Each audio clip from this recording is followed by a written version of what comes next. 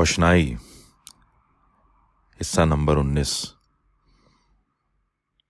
ہم میں سے جو کمیونسٹ تھے انہوں نے اپنی سیاست بہت سوچ سمجھ کر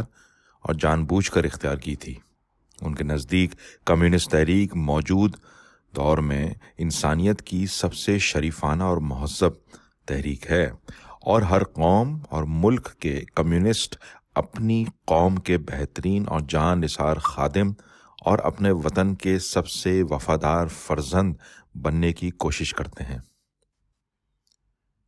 البتہ ترقی پسند مصنفین کے رکن کی حیثیت سے ہم انجمن کے بہی خواہوں اور طرفداروں کے سامنے ضرور جواب دہ تھے،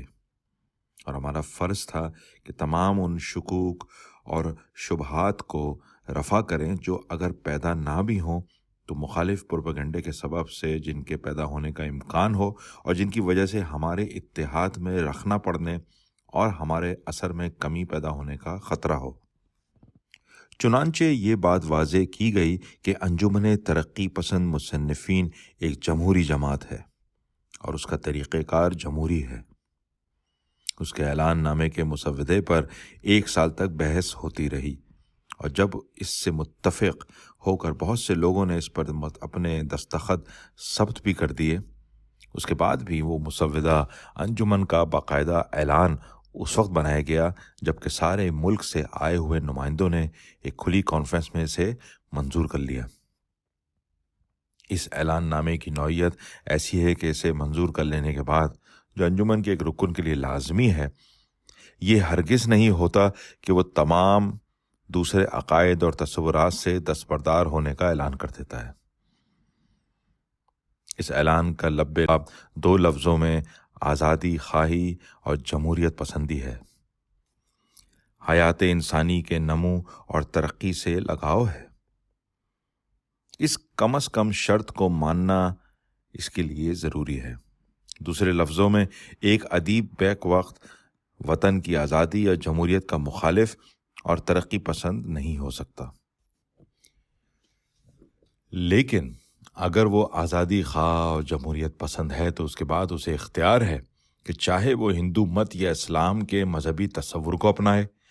چاہے افلاطونی فلسفے کو صحیح مانے، چاہے تصوف اور بھکتی کو، چاہے مارکس کی جدلی مادیت کو، چاہے گوتم بدھا کے نروان کے تصور کو یا مہاتما گاندھی کی اہنسائیت کو۔ اسے اختیار ہے کہ اپنی ادبی کاوشوں میں وہ ان میں کسی بھی یا ان کے علاوہ کسی اور فلسفے یا عقیدے کی ترویج اور تبلیغ کرے۔ یہ معاملہ یہیں پر ہی ختم نہیں ہوتا۔ مثلاً اگر کوئی لیکھک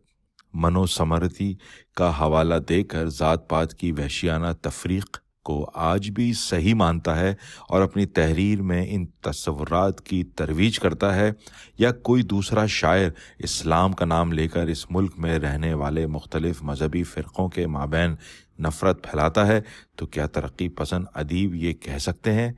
کہ چونکہ یہ باتیں اس شخص کے مذہبی عقائد سے تعلق رکھتی ہیں جس پر قائم رہنے کا اسے پورا اختیار ہے، اس لیے ایسے ادیبوں کو بھی ترقی پسندوں میں شمار کیا جا سکتا ہے؟ ظاہر ہے کہ ایسا نہیں کیا جا سکتا۔ اس لیے ہمیں لوگوں کے عقائد، خیالات اور عمل کو ان کی مجرد اور خیالی شکل میں نہیں بلکہ اس طرح جانچنا ہوگا کہ ہمارے موجودہ معاشرتی مسائل پر ایک خاص خیالی یا فنی تخلیق کس طرح سے اثر انداز ہوتی ہے۔ اگر کسی مصنف کی تخلیق سے زندگی نکھرتی اور سنورتی ہے، انسان کی انسانیت میں اضافہ ہوتا ہے، دماغ میں روشنی اور روح میں بالیدگی پیدا ہوتی ہے، تو پھر چاہے یہ باتیں ہم میں سے کسی کے نزدیک کتنی تھوڑی اور ادھوری ہی کیوں نہ ہوں، چاہے ان کے اظہار و بیان میں پختگی نہ ہو، اور ہم میں سے بعض کو ان سے مکمل تسکین بھی نہ ہو، اور بہت سی باتوں میں ہمارا اور اس کا اختلاف ہو، ایسا مصنف ہمارے قبیلے میں سے ہے، گو کہ اسے خود کسی سبب سے اس کا اعتراف یا اعلان کرتے ہوئے جھجک محسوس ہوتی ہے۔ ایسا بھی ہوتا ہے کہ بعض مصنفوں میں بیک وقت کسی قسم کے رجحانات ہوتے ہیں، بعض باتوں میں ان کی تحریروں سے حقیقت پسندی اور ترقی پسندی جھلکتی ہے، اور ان کے بعض نظریے ایسے ہوتے ہیں جن میں الجھاؤ ہوتا ہے جو رجت پرست تک ہوتے ہیں۔ ایسے مصنفوں کی تحریر کا تجزیہ کرنے کی ضرورت ہے۔ اگر ان نگارشات کا مجموعی اثر اچھا ہے، لطیف ہے، زندگی کی حرارت لیے ہوئے ہے، اور اگر اس سے کسی حد تک بھی معاشرتی یا انفرادی حقیقت پر اسی طرح روشنی پڑتی ہے جس کی مدد سے انسان زیادہ بہتر دیکھ سکتے ہیں اور ان کی زندگی کے مسائل کی سمجھ بڑھتی ہے، تو ہمیں ایسے مصنفین کی رجتی پہلوؤں کو رد کر کے ان کے حیات آفریں پہلوؤں کو اپنانا چاہیے۔ پھر ایسے بھی مصنف ہو سکتے ہیں جن کے کلام میں ظاہری چمک دمک اور چٹخارا ہے، تو ہماری تاریخ یا روایات سے ایسے پہلو ابھارتے ہیں جو اپنے قدیم تاریخی ماحول میں ممکن ہے درخشاں رہے ہوں، لیکن آج جن کو ابھارنے سے ہماری موجودہ زندگی کے مسائل سلجھتے نہیں بلکہ اور الجھتے ہیں، جن سے زندگی میں بالیدگی نہیں بلکہ انقباض ہوتا ہے، اور تاریخ کی آزاد اور ترقی پسند رفتار تیز نہیں ہوتی بلکہ اس میں رکاوٹ پڑتی ہے۔ اس قسم کے تمام ادبی رجحانات کو ہم مسترد کرتے ہیں۔ اس بحث کا مقصد یہ ظاہر کرنا تھا کہ ترقی پسند مصنفین کی تحریک پر یہ الزام کہ وہ محض کمیونسٹوں کی یا ان کے اعلی کار ایک تحریک ہے یا اس کے کوئی خفیہ یا سازشی مقاصد ہیں، صحیح نہیں ہے۔ چونکہ انجمن ایک جمہوری طریقے پر کاربند جماعت تھی، اس لیے اوروں کی طرح کمیونسٹوں کو بھی اس میں رہنے اور کام کرنے کا حق تھا۔ اگر وہ اس کے بعض عہدوں پر فائز تھے تو اس وجہ سے کہ عام ممبروں نے، جن کی اکثریت غیر کمیونسٹوں پر مشتمل تھی، ان کو چنا تھا۔ اس تحریک میں ایک دائرے کے اندر جو کہ انجمن کے اعلان نامے کے ذریعے سے قائم کیا گیا تھا، مختلف سماجی اور سیاسی، مذہبی اور فلسفیانہ عقائد اور خیال کے ادیب موجود تھے۔ ان کو اپنے خیال اور عقائد پر قائم رہنے اور ان کی ترویج کی آزادی تھی۔ اکثر جو کمیونسٹ نہیں تھے انہیں بھی، اور چند جو کمیونسٹ تھے انہیں بھی۔ اگر کسی عام سیاسی، معاشرتی یا ادبی مسئلے پر کسی وقت انجمن کو اپنی رائے کا اظہار کرنا ہوتا ہے تو وہ جیسا کہ جمہوری جماعتوں میں ہوتا ہے، جمہوری طریقے سب کی رائے معلوم کر کے اور اکثریت کے فیصلے کے مطابق ہوتا ہے۔ انجمن کی کوئی کارروائی خفیہ یا در پردہ نہیں ہوتی۔ ادیبوں کی انجمن کی حیثیت سے اس کی بنیادی نوعیت ہی اس قسم کی تھی کہ جو کچھ بھی اس کے اراکین یا ہمدرد لکھیں اس کی زیادہ سے زیادہ اشاعت ہو۔ لوگ ان کے معروضات کو قبول یا رد کرنے کے لیے بالکل آزاد تھے۔ ان کی غلطیوں پر ان کو ٹوک سکتے تھے، ان کی خامیوں پر ان کی اصلاح کر سکتے تھے۔ انجمن کے اندر اور باہر ترقی پسند ادب کی تنقید کے دروازے ہمیشہ کھلے تھے۔ انگریزی یا کسی بھی حکومت کو اس کا حق نہیں پہنچتا تھا کہ وہ باجبر ترقی پسند ادیبوں کی آزادی رائے یا خیال کو سلب کر سکے۔ ہمارے اس دعوے کا بین الثبوت یہ تھا کہ انجمن کے ہمدردوں اور بہی خواہوں میں ہمارے ملک کے بہترین اور معزز ترین ادیب اور عالم شروع سے ہی شامل تھے، مثلا منشی پریم چند، مولانا حسرت موہانی، مولوی عبدالحق، مسز سروجنی نائیڈو، ڈاکٹر عابد حسین، قاضی عبدالغفار، سمترانند پنت، جوش ملی آبادی، عبد المجید سالک، آچاریہ نریندر دیو وغیرہ۔ اگر ان حضرات کی حب الوطنی یا تہذیب دوستی مسلم تھی، اگر یہ ملک کے بہترین ادیبوں یا عالموں میں شمار کیے جا سکتے ہیں، تو کیا یہ ممکن ہے کہ ترقی پسند ادب کی تحریک جسے ان کی سرپرستی حاصل تھی، وطن دشمنی، خارجی، سازشی، نقصان دہ، مخرب اخلاق تحریک ہو؟ اس بات کا ایک سیدھا سا جواب یہ تھا کہ سامراجی جو آج ہم کو اپنے وطن کی تمدنی روایت روحانیت کا دشمن کہہ کر ہماری قوم میں ہم کو بدنام کرنا چاہتے ہیں، خود ہمارے تمدن اور فنون لطیفہ، ہماری معاشرت اور اخلاق کے سب سے بڑے برباد کنندہ تھے۔ جس ملک میں سامراجی ملک کے باعث افلاس اور نکبت اور جہالت میں مسلسل اضافہ ہوتا جائے، وہاں کے بیشتر رہنے والے اجنتا کی حسین شہزادی کے آسمانی اور لطیف پیکر، روح کو گھلا دینے والے راگوں کے لرزتے ہوئے سروں اور انسانی نفس کا نفیس ترین تزکیہ کرنے والے فلسفے اور اخلاق سے بہرہ مند یا لطف اندوز کیسے ہو سکتے ہیں؟ ہماری قوم کے جسم کو غذا اور دماغ کو علم سے محروم کرنے والے، دلوں سے خوشی اور لبوں سے مسکراہٹ چھین لینے والے آقا کسی دوسرے پر کس منہ سے اخلاق اور روحانیت کی مخالفت کا الزام لگا سکتے ہیں؟ یہ جواب بالکل صحیح تھا، تاہم پوری طرح سے تشفی بخش نہ تھا۔ ضرورت اس کی تھی کہ ترقی پسند ادب کی تحریک اس بات کی وضاحت کرے کہ ہمارے قدیم تمدن، اخلاق اور ادبی اور تہذیبی ورثے کی جانب اس کا رویہ کیا تھا۔ خود ہماری اپنی صفوں میں اس مسئلے کے بارے میں سب کے دماغ صاف نہیں تھے۔ ویسے تو یہ بات ظاہر ہے کہ کوئی فرد یا جماعت یا قوم اس تہذیب اور تمدن سے، ان علوم اور فنون یا نظام اخلاق و معاشرت سے جو اسے اپنے اسلاف سے ترکے میں ملتے ہیں، دستبردار نہیں ہو سکتی۔ لیکن اسی کے ساتھ ساتھ یہ بھی مسلم ہے کہ انسانوں کی معاشرت، ان کے عقائد، تصورات اور علوم و فنون، ان کے اخلاقی اصول، ان کے رہن سہن کے طریقوں میں تبدیلیاں بھی ہوتی ہیں، لیکن ان تبدیلیوں کی رفتار تیز ہوتی ہے اور کبھی سست، لیکن ارتقاء کا عمل بہرحال جاری رہتا ہے۔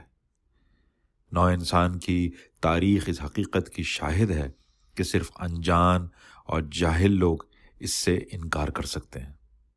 ترقی پسندی کے معنی یہ ہیں کہ خاص زمانہ یا دور میں ہم ارتقاء